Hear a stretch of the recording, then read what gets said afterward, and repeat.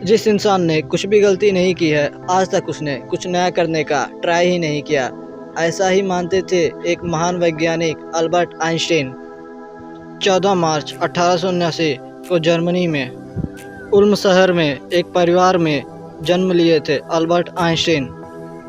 उनके पैदा होने के बाद डॉक्टरों ने नोटिस किया कि उनका सर एक नॉर्मल बच्चे के सर से ज़्यादा बड़ा है। इस तरह वो एक अब नॉर्मल बच्चे के रूप में जन्म हुआ।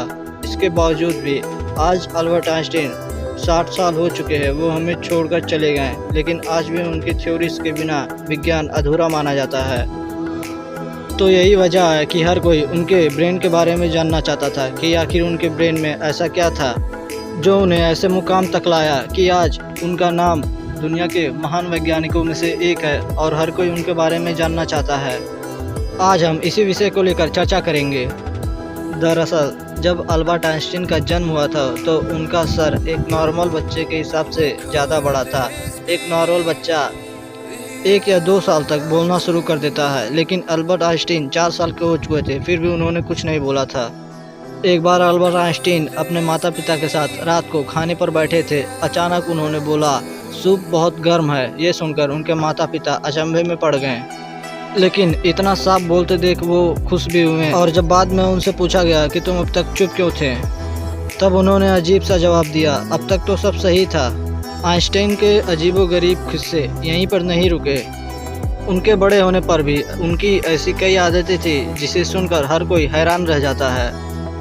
जैसे कि अल्बर्ट आइंस्टीन को डेट्स और फ़ोन नंबर याद रखने में प्रॉब्लम होती थी, यहाँ तक कि उन्हें अपना फ़ोन का नंबर तक नहीं याद रहता था। एक बार जब उनके सहकर्मी ने उनसे उनका फ़ोन नंबर मांगा, तब वो पास में पड़ी टेलीफोन डायरेक्टरी में अपना टेलीफोन नंबर खोजने लगे। ये देखकर सहकर्मी ने बोला, आपको अपना टेलीफोन नंबर तक याद नहीं?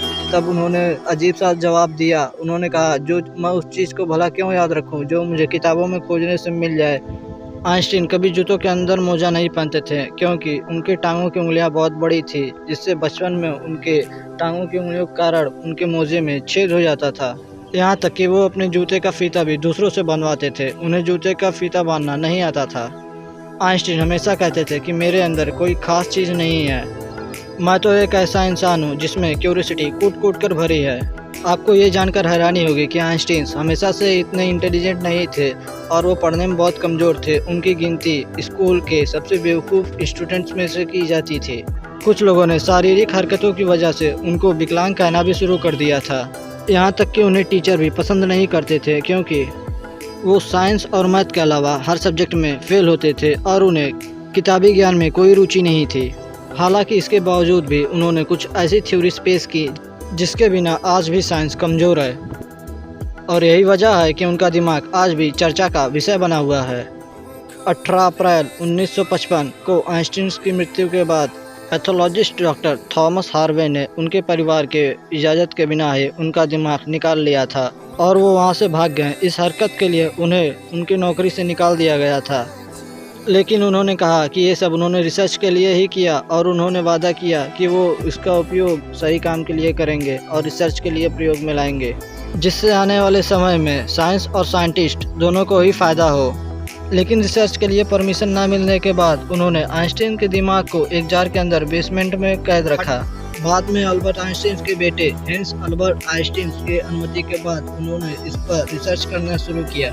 सबसे पहले उन्होंने आइंस्टीन के दिमाग का वजन किया। उसका वजन 1230 ग्राम था, जो एक नॉर्मल ह्यूमन के दिमाग से छोटा था। नॉर्मल ह्यूमन के दिमाग का वजन करीब 1400 ग्राम होता है। फिर डॉक्टर हार्वे ने आइंस्टीन के ब्रेन के 240 टुकड़े किए और दुनिया भर के मशहूर रिसर्चर्स के पास भेज दिया ताकि वो इसका पता लगा सके कि अल्बर्ट आइंस्टीन के दिमाग में ऐसा क्या था जो एक नॉर्मल ह्यूमन के दिमाग में नहीं है।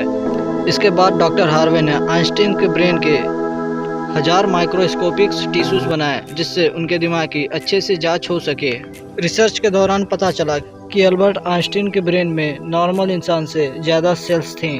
आइंस्टीन के दिमाग के सेरिकुलर कॉर्टेक्स नाम का हिस्सा एक नॉर्मल ब्रेन से ज़्यादा अलग था। दरअसल ये एक जटिल हिस्सा होता है जो सबसे जटिल दिमागी प्रोसेस के लिए एक मेन हिस्सा होता है, जो एक अजीबोगरीब हरकत की वजह से विकसित होता है। वैज्ञानिकों का मानना है कि यही वजह थी कि उनका दिमाग कुछ अलग ही सोचता था।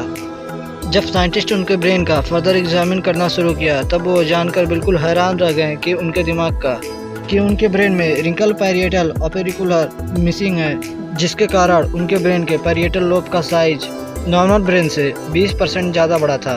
साइंटिस्टों का मानना है कि यही एक वजह थी जिसके कारण उनके दिमाग का इमेजिन करने की शक्ति बहुत ज़्यादा थी और उनके दिमाग के न्यूरॉन्स की डेंसिटी 17% ज़्यादा थी, जिसके कारण आइंस्टीन को ज़्यादा ब्रेन पार्ट मिलती थी। साइंटिस्टों के मुताबिक इसके कारण उनका कंसंट्रेशन और दूरदर्शिता आम इंसान से ज़्यादा था। साइंटिस्ट कहते हैं कि उनके ब्रेन में ज़्यादा फॉल्ट था, उनके इंटेलिजेंस का कारण ये भी एक था। आइंस्टीन का दिमाग 40 टुकड़ों के रूप में अमेरिका के मटर म्यूजियम में प्रिजर्व किया गया है। दोस्तों, आज साइंस ने कितनी तरक्की कर ली है, लेकिन फिर भी आइंस्टीन का दिमाग और उनकी इंटेलिजेंसी साइंटिस्टों के लिए आज भी एक पहेली बनी हुई है। साइंटिस्टों का मानना है कि फ्यूचर में और भी बेहतर तकनीक के जरिए उनके ब्रेन को समझने में आसानी होगी। डॉक्टर थॉमस ने अल्बर्ट आइंस्टीन के दिमाग के साथ जो किया वो सही था या गलत, आप लोग हमें कमेंट करके ज़रूर बताइए। आज के लिए बस इतना ही। आशा करता हूँ कि आप लोगों को ये वीडियो पसंद आया होगा। तो फिर मिलते हैं हम आपसे अगली वीडियो में। अगर आप ऐसा ही वीडियो पसंद करते हैं और देखना चाहते हैं तो हमारे चैनल को सब्सक्राइब कर लीजिए और बेल आइकन को प्रेस कर दीजिए, जिससे आपको हमारे चैनल की हर वीडियो की नोटिफिकेशन सबसे पहले मिलती रहे। प्लीज़ वीडियो को लाइक, कमेंट और अपने फ्रेंड्स के साथ शेयर कीजिए। आज के लिए बस इतना ही। Thank you.